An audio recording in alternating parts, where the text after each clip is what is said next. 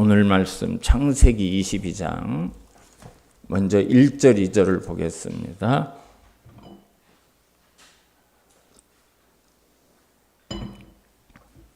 1절 2절을 보고 13절에서 19절까지 보겠습니다.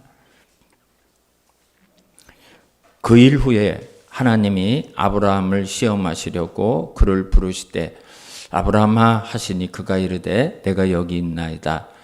여호와께서 이르시되 내 아들 내 사랑하는 독자 이삭을 데리고 모리아 산으로 가서 내가 내게 일러준 한 산 거기서 그를 번제로 드리라. 13절로 넘어가겠습니다. 아브라함이 눈을 들어 살펴본 적 한 양이 뒤에 있는데 뿔이 수풀에 걸려 있는지라. 아브라함이 가서 그 숫양을 가져다가 아들을 대신하여 번제로 드렸더라.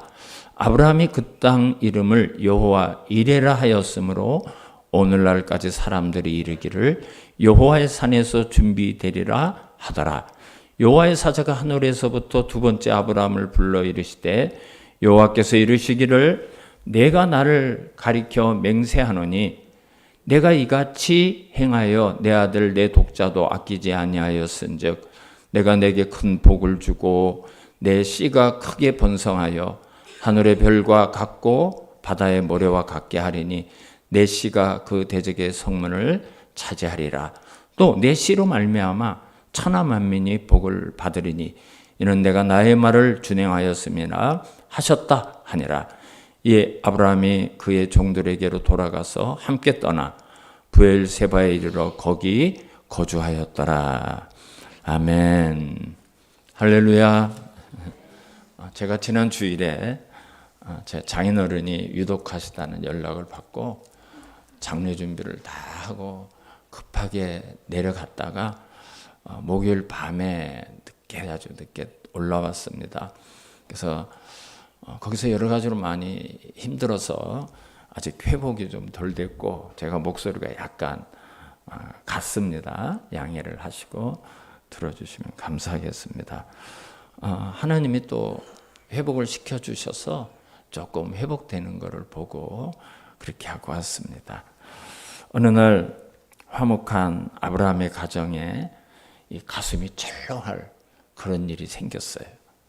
100세에 얻은 아들, 정말 금이야 옥이야 이렇게 키우고 있는 사랑하는 아들을 아브라함아 네 아들 독자 이삭 있지 않느냐? 내가 지시하는 산에 가서 번제로 잡아서 불에 태워서 나에게 드려라 그러시는 거예요. 얼마나 기가 막힌 아들입니까? 이 아들이 정말 천신만고 끝에 정말 하나님이 주신 그 아들인데 하나님이 번제로 드리래요. 번제로. 근데 아브라함은 하나님 말씀대로 번제로 드릴 아들을 데리고 또 나무 번제할 나무를 가지고 이제 산으로 향해서 가요. 왜 그런가 하면 광야에 나무가 없습니다, 여러분. 이렇게 번제물을 태울 그럴 나무가 광야에는 없어요. 시내 광야에 보면 없어요.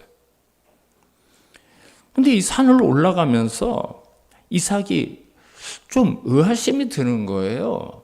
아버지, 여기 불과 나무는 있는데 번제할 어린 양은 어디 있습니까? 여러분, 우리가 만약에 아브라함 같으면 뭐라고 대답하겠어요? 뭐라고 대답하겠습니까? 참 기가 막힌 질문이에요. 내가 너를 잡아서 드릴 거야. 네가 재물이야. 이럴 수도 없고 뭐 거짓말을 할 수도 없고 사실은 번제물이 이삭이죠. 오늘 본문을 보면 그 질문은 받은 아브라함이 8절과 같이 대답을 합니다. 오늘 우리가 8절을 읽어보지는 않았는데요. 8절을 한번 보겠습니다. 아브라함이 이르되 내 아들아 번제할 어린 양은 하나님이 자기를 위하여 친히 준비하시리라 하고 두 사람이 함께 나아가서 그랬어요. 믿음의 사람만이 할 수 있는 고백이에요. 거짓말을 하는 게 아니에요. 아브라함이 거짓말을 하는 거 아니에요. 히브리서를 보면 아브라함은 이 아들을 바치더라도 다시 하나님께서 살려주실 것을 믿었다 그래요. 그래야 하나님의 약속이 이루어지기 때문에요. 근데 실제로 아브라함의 고백대로 번제했을 어린 양이 하나님이 준비해 두셨어요. 하나님이 준비해 두셨어요. 그래서 그 준비했던 한 양을 이삭을 대신해서 번제로 바치게 하셨습니다. 그리고 이 사건 후에 그 땅의 이름을 여호와 이레, 오늘 설교 제목이죠. 하나님이 준비하신다. 하나님이 준비하셨다. 그 땅을 이렇게 여호와 이레라고 부르게 됩니다. 오늘 우리는 아브라함이 자기 아들을 번제로 드려 했던 이 사건을 통해서 하나님은 이 세상에 살고 있는 우리를 위해서 무엇을 준비해 주셨는가? 아브라함을 위해서는 어린 양을 준비해 주셨죠. 우리를 위해서는 하나님이 무엇을 준비해 주셨는가? 거기에 대해서 우리가 배우려고 합니다. 오늘은 우리가 여호와 이레의 하나님에 대해서 같이 생각해 보겠습니다. 첫 번째로 오늘 본문을 보면 하나님이 어린 양을 준비하셨다고 기록되어 있어요. 하나님이 아브라함에게 아들을 바치라는 그 명령을 아브라함은 순종하기로 결정합니다. 그리고 그 아들을 데려가서 제단을 만들고 거기다가 아들을 놓고 칼을 들었을 때 하늘에서 다급한 소리가 들리죠. 아브라함아, 아브라함아, 이제 됐다, 이제 됐다. 그 아이에게 손대지 마라. 나는 네 아들을 원하는 게 아니다. 내가 원하는 것은 네가 순종하기를 원했다.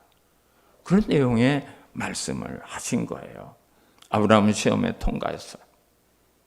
그리고 하나님께서 아브라함에게 무엇을 약속하는지 우리 13절을 한번 보겠습니다. 13절 우리 같이 한번 읽습니다. 시작.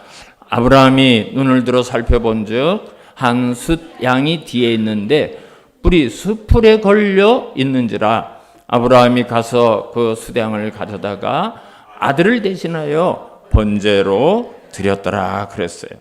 아브라함은 준비된 한 양을 드림으로써 사랑하는 아들의 생명을 다시 얻을 수가 있었습니다. 여러분, 그런데 이 사건은 아브라함에게 일어났던 한 사건이 아니라 이거 예고편이에요. 이거는 앞으로 일어날 역사 속에서 이 사건보다 더 위대한 한 사건에 대한 그림자에 불과합니다. 이삭을 번제로 드리라고 했던 모리아산, 이 모리아산에서 솔로몬이 하나님의 성전을 짓습니다. 그리고 그 산에서 바라보이는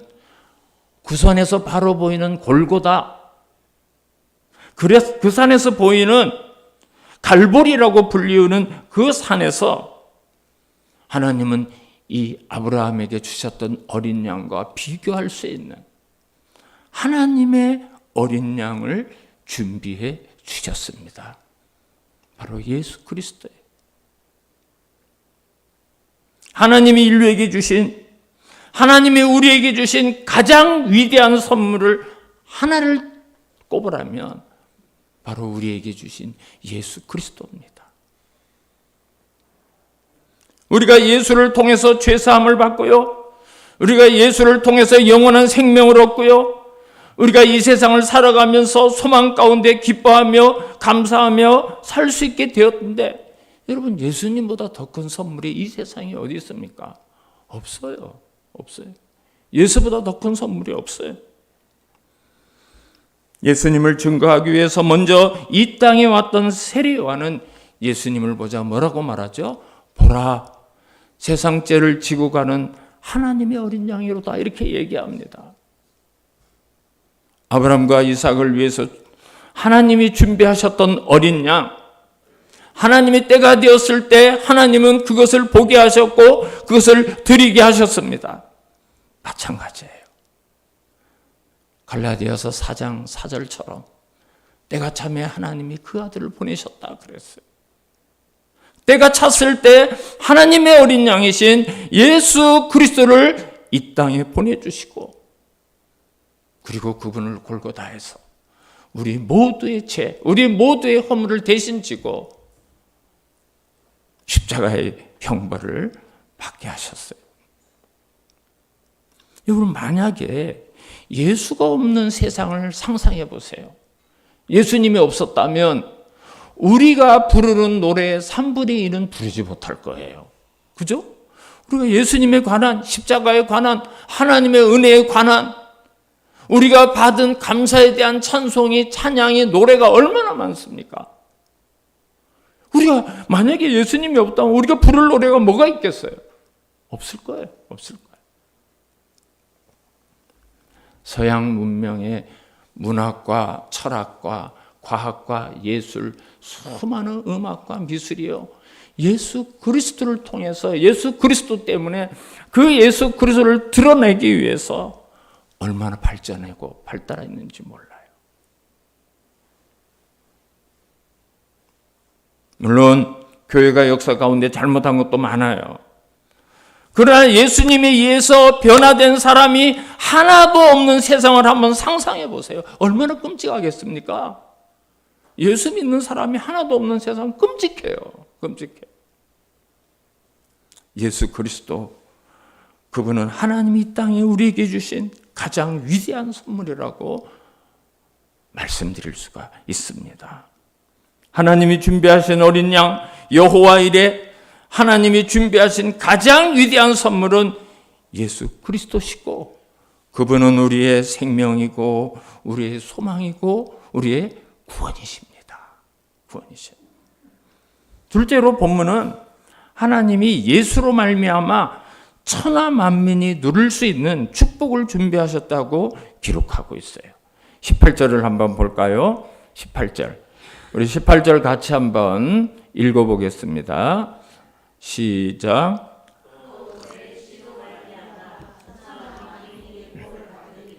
이는 내가 나의 말을 준행하였음이라 하셨다 하니라. 하나님의 아브라함을 축복할 때 아브라함 개인을 겨냥한 축복이 아니에요. 하나님은 처음부터 아브라함을 불렀을 때 모든 만민, 모든 민족, 모든 나라, 천하 만민에게 복을 줄 것을 약속하셨어요. 여러분, 단순히 아브라함을 부르고 아브라함만 축복하는 게 아니에요. 아니에요. 우리가 창세기 12장 2절과 3절 아브라함을 불렀을 때 하나님이 아브라함에게 뭐라고 말씀하시죠? 너는 복이 될지라 너로 인하여 모든 민족이 복을 받고, 그랬어요. 모든 민족이. 너는 복이 될지라, 아브라함 자체가 복의 통로가 된다는 거예요. 이 땅에 수많은 세계관들이 있어요. 많은 사람들이 각자 자기의 세계관을 가지고 살아갈 수 있습니다. 근데 여러분, 이 땅에 있는 세계관은 크게 세 가지로 나눌 수가 있어요. 첫 번째, 그냥 사람들의 생각대로 살아가는 세계관이 있어요. 사람들의 생각대로 살아가는 사람. 여러분, 그건 인본주의 세계관이라고 말해요. 근데 사람이 얼마나 믿을 수가 없습니까? 사람이 얼마나 연약합니까? 권력을 잡으면 잘해보겠다고 하는 사람, 권력 잡으면 어떻죠? 변질되죠. 여러분, 권력이 사람을 변하게 하더라고요. 정말 신실한 사람, 좋은 사람이라고 생각하는 사람이 출세하고 돈을 가지니까요, 달라지더라고요. 사람이 달라져요. 사람이 달라져요. 누가 내일 일을 장담합니까? 어떤 세력이 영원할 수 있고 어떤 권력이 공유로울 수가 있습니까? 그저 사람의 가치관대로 살아간다면 우리는 불안해하면서 그것을 지켜볼 수밖에 없어요. 그게 인본주의 세계관이에요. 두 번째로, 기독교인들조차도 이 세상을 마귀의 세상으로 보는 사람들이 있어요. 이 세상을. 물론 이 마귀가 이 세상에 영향을 끼칩니다. 마귀가 죄악을 막 만들어냅니다. 이 세상을 혼란하게 하는 것도 사실입니다. 근데 여러분, 이 세상은 마귀의 세상이 아니에요. 사람들이 마귀를 두려워하는 것은 영화라든지 만화라든지 소설이라든지 그런 영향을 받아가지고 그것이 진짜인 것처럼 생각하고 마치 마귀가 이 세상을 마음대로 하는 것처럼 그렇게 생각하는 사람이 그리스도인들도 있어요. 그리스도인들도. 아니에요. 마귀는 아무것도 아닙니다. 이 세상은 마귀의 세상이 아닙니다. 아무것도 아니에요. 세 번째, 이 땅의 세계관 가운데 하나는 세상을 바라보는 관점이 이 세상이 하나님의 세상이라고 믿는 사람들이 있어요. 바로 우리 같은 사람들이에요. 이 세상은 하나님이 만드셨고 하나님이 이끌어가고 결국 하나님의 나라가 이 땅에 이루어질 것을 믿습니다. 아무리 타락한 현실임에도 불구하고 죄가 지배하는 현실임에도 불구하고 고통과 전쟁과 질병이 끊이지 않는 이 세상의 역사임에도 불구하고 우리는 하나님이 이 세상의 주인이라고 믿습니다. 그리고 역사는 여전히 하나님의 뜻 안에서 만들어져 가고 이어져 간다고 우리는 믿습니다. 이것이 우리가 가져야 될 기독교 세계관이고 세상을 보는 눈이어야 돼요. 사실 이 세상의 모든 것을 바꾸는 사람들은 이런 세계관을 가지고 있어요. 이런 세계관을. 예를 들어서 리빙스턴이라는 아프리카 선교사가 있어요. 아무런 꿈도 없이 그냥 살아가는 젊은이였어요. 그런데 어느 날 교회에서 선교사님의 설교를 듣게 되었는데, 여러분, 아프리카 대륙에는 수만 개의 마을이 있습니다. 곳곳에 부족들이 있습니다. 그런데 그들은 아무런 희망이 없습니다. 여러분, 아프리카에 사는 사람들은 내일이 없습니다. 그저 오늘 하루 어떻게 물을 구하고 어떻게 먹을 것을 얻고 오늘 하루를 뭘 잡아서 먹고 살 것인가, 그저 그것밖에 꿈이 없습니다. 그들은 하나님에 대해서 들어보지도 못했고 예수 그리스도에 대해서도 들어보지도 못했습니다. 그런데 여러분, 한번 상상해 보십시오. 그 사람들에게 복음이 전해져서 그 사람들이 예수를 믿게 된다면 그들의 삶이 얼마나 달라지겠습니까? 거기에서 하나님을 찬송하고 하나님을 예배하고 예수님을 찬양하는 노랫소리가 울려 퍼진다면 그거는 천지개벽할 일이 아니겠습니까? 그 말씀에 리빙스턴은 아프리카를 품습니다. 그래, 그 절망의 땅, 내일이 없이 살아가는 그 사람들에게 꿈을 주고 희망을 주고 소망을 갖고 살 수 있는 내가 복음을 전해야 되겠다. 그리고는 아프리카로 가서 거기에서 자기의 삶을 다 바치고 거기에 자기의 꿈을 펼치고 많은 마을에 그리스도의 복음을 전하고 거기에 자기의 육신을 묻습니다. 그런데 그런 선교사들을 통해서 그곳에 교회가 세워지고 예수를 믿고 하나님을 찬양하는 일이 일어나게 있어요. 콜럼버스가 미국 대륙을 발견한 후에 유럽 사람들은요, 그 남미나 북미에는 사람이 사는 땅이 아니라고 생각했어요. 그래서 지도를 콜럼버스나 그 탐험가들을 통해서 지도를 쭉 그렸는데 지도 안에는 어떤 그림이 그려져 있는가 하면 용, 뱀, 사막, 늪지대 이런 것만 그렸어요. 그리고 사람들은 전부 뿔이 있고 사람들은 막 이상하게 생겼고 막 귀가 이렇게 뾰족하고, 저 남미나 북미는 사람이 사는 땅이 아니다. 그건 짐승 같은 인간들이 사는 땅이고 사람이 살 만한 곳이 아니다. 그런데 존 프랭클리라는 영국의 탐험가가 거기를 가보고 지도를 다시 그렸어요. 지도의 모양은 똑같아요. 그 안에는 글자가, 거기에 그림을 다 지우고 글자를 2개 놨어. 꿈의 땅, 드림랜드 이렇게 영어로 썼어. 여기는 꿈이 꾸다. 거기에서도 얼마든지 꿈을 펼칠 수 있다. 그런데 그 후에 영국의 청교도들이 신앙의 자유를 찾아서 메이플라워 호를 타고 그 대륙으로 갑니다. 신대륙으로 가요. 신앙의 자유를 찾아서 그 땅으로 가요. 여러분, 거기가 얼마나 달라졌습니까? 유럽 사람들은 거기 뱀이 있고 용이 있고 뿔 달린 사람들, 귀가 이상하게 생긴 사람들만 사는 늪지대고 사막이고 사람이 살 수 없는 곳이라고 그렇게 생각을 했지만, 예수 그리스도를 믿는 이 청교도들은 그 땅의 꿈을 가지고 신앙의 자유를 찾아서 그것으로 새로운 나라를 만들어보자. 그 꿈대로 이루어졌어요. 그 꿈대로 이루어졌어요. 사랑하는 성도 여러분, 우리 그리스도인들은 이런 비전을 가지고 세상을 볼 수 있어야 돼요. 눈에 보이는 것만 봐서는 안 돼요. 눈에 보이는 것만 봐서는. 세상은 어둡죠. 죄가 많죠. 고통이 많습니다. 고난이 물론 많습니다. 그럼에도 불구하고 이 세상 안에 역사하시는 세상의 주인이신 하나님의 뜻을 따라서 어느 날 이 세상은 물이 바다를 덮음같이 하나님의 영광이 충만할 것이라는 믿음을 가지고 이 세상을 볼 수 있는 영안이 있어야 돼요. 그리스도인들에게 그런 마음이 있어야 돼요. 이 세상의 역사가 끝나는 마지막 순간, 요한계시록 7장 9절과 10절을 보면 이렇게 사도 요한이 그날을 말하고 있어요. 요한계시록 7장 9절과 10절을 한번 보겠습니다.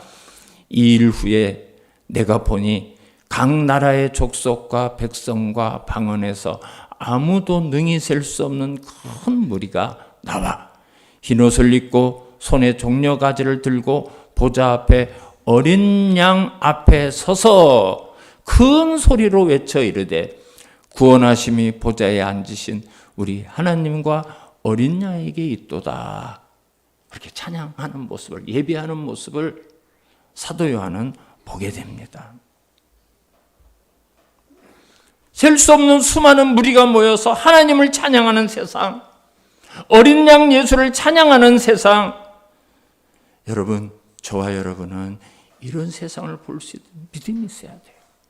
지금 내가 닥친 이 고난과 환난과 이 어두운 세상의 모습뿐만 아니라 우리는 거기에 시선을 둘 수가 있고 그 꿈을 가지고 살아가야 돼요.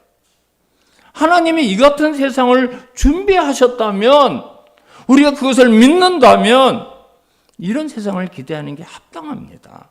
그리고 그런 세상이 오도록 우리가 해야 될 일을 해야 돼. 하나님이 우리에게 맡겨주신 그 일들을 우리가 해야 되는 거예요. 이런 세상은 반드시 옵니다.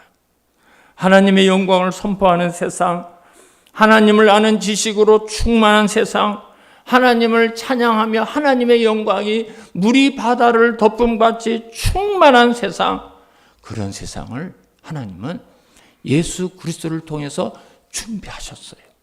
우리가 거기에 갈 거예요. 성경은 그런 미래를 가르쳤다고 분명하게 말씀하고 있습니다. 마지막 세 번째로,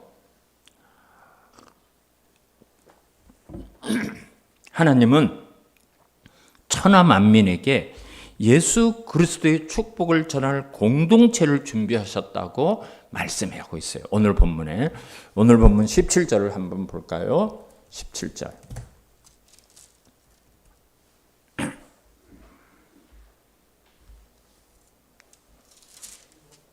오늘 본문 17절 우리 같이 한번 읽겠습니다.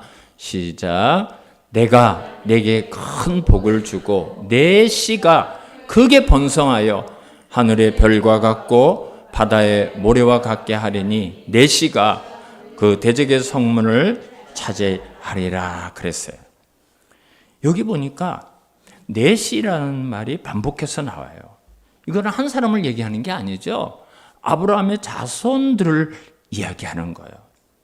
여러분, 그런데 이 내 씨라는 이 말이 제일 처음 사용된 것은 창세기 3장입니다.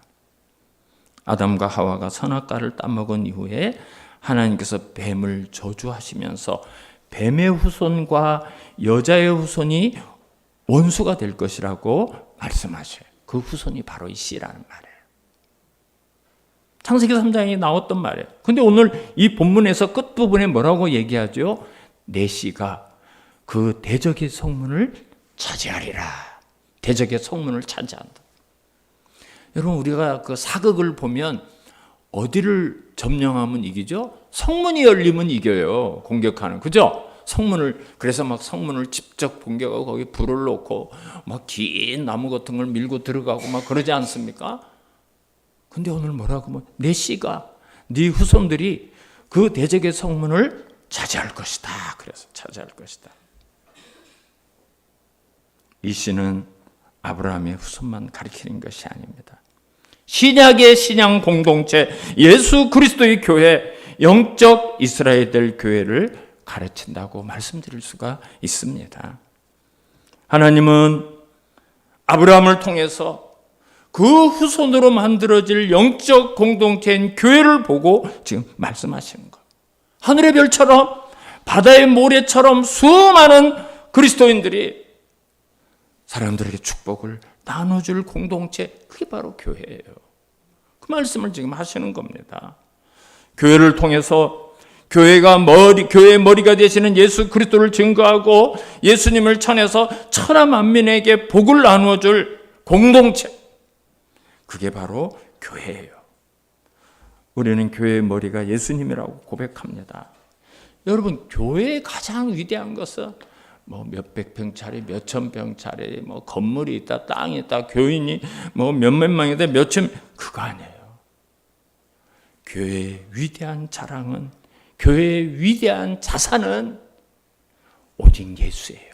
오직 예수예요. 물론 땅도 필요하고 건물도 필요하고 사람도 필요합니다. 그러나 성경은 예수 그리스도 그분의 교회가 바로 비밀이고 위대한 자산이라고 말합니다.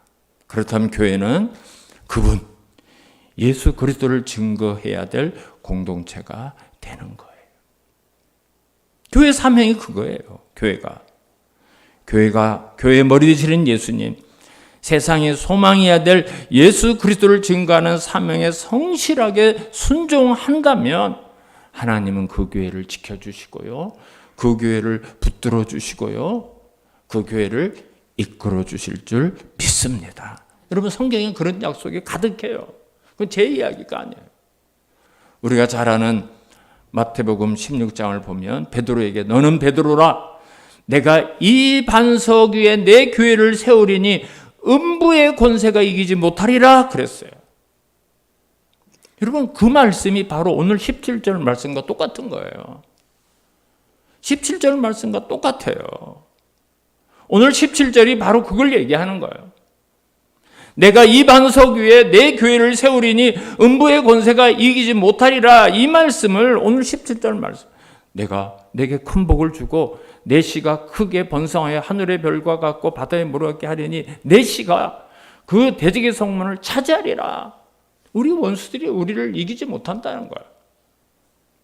우리가 얼마든지 그걸 이길 수 있다는 거예요. 지옥의 권세가, 그리고 마귀의 권세가 아무리 득세를 한다 할지라도 결코 이길 수 없는, 승리할 수 없는 공동체가 교회입니다. 이 교회는 축복의 공동체요, 소망의 공동체요, 영원한 생명의 공동체가 바로 예수 그리스도의 교회입니다. 여러분, 우리가 개인적으로나 우리 교회가 하나님 앞에 쓰임받는 축복의 도구가 되기 위해서는 먼저 해야 될 중요한 결단이 하나 있어야 돼요. 오늘 아브라함이 하나님으로부터 이런 축복을 받고 이런 약속을 받게 된 동기가 어디에 있죠? 하나님 말씀에 순종했어요. 아브라함아, 내 아들 독자, 네가 사랑하는 백세의 얻은, 네가 금처럼 은처럼 그렇게 여기는 네 아들 독자 나에게 바칠 수 있니? 물어봤어요.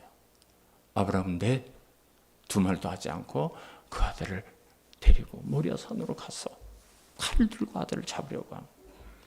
여러분, 하나님이 잔인한 하나님, 비정한 하나님, 사람의 생명을 산채로 잡아서 그렇게 제물로 받는 하나님이십니까? 절대 아니에요. 믿음을 보는 거예요.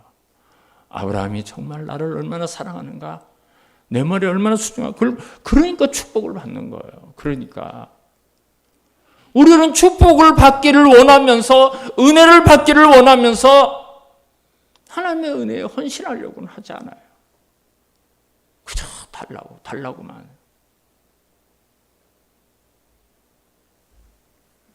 우리는 오늘 본문 16절을 그냥 지나가서는 안 돼요. 16절을 다시 볼까요? 16절. 이르시되 여호와께서 이르시기를 내가 나를 가리켜 맹세한다.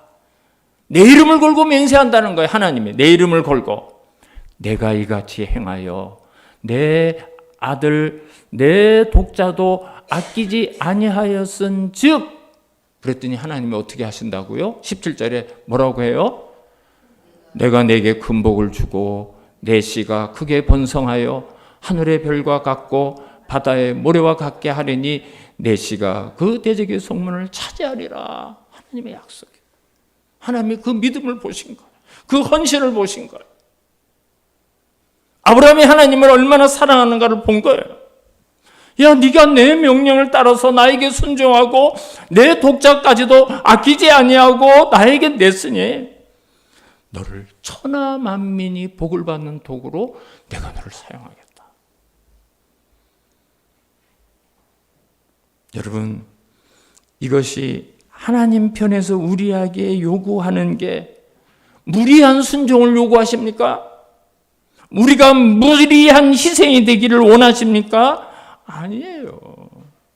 하나님은 이미 천하보다도 귀한, 무엇보다도 바꿀 수 없는 독생자이신 예수 그리스도의 생명을 저와 여러분을 구원하기 위해서 주셨잖아요. 우리는 그 하나님의 사랑에 빚을 지고 있는 사람이에요. 그 십자가의 희생 때문에, 그분의 피 흘림 때문에 우리가 용서받고 구원받아서 그리스도인이라는 이름으로 이 땅을 살아가게 되었습니다. 우리는 그런 빚을 지고 있는 사람이야. 우리가 이제 그 빚을 갚아야 돼요. 그 빚을 갚아야 돼요. 우리는 모두가 축복을 소망하면서, 하나님의 은혜를 소망하면서 그 축복에 도달하는 희생의 과정은 안 하려고 해요. 그게 저와 여러분 모습이에요.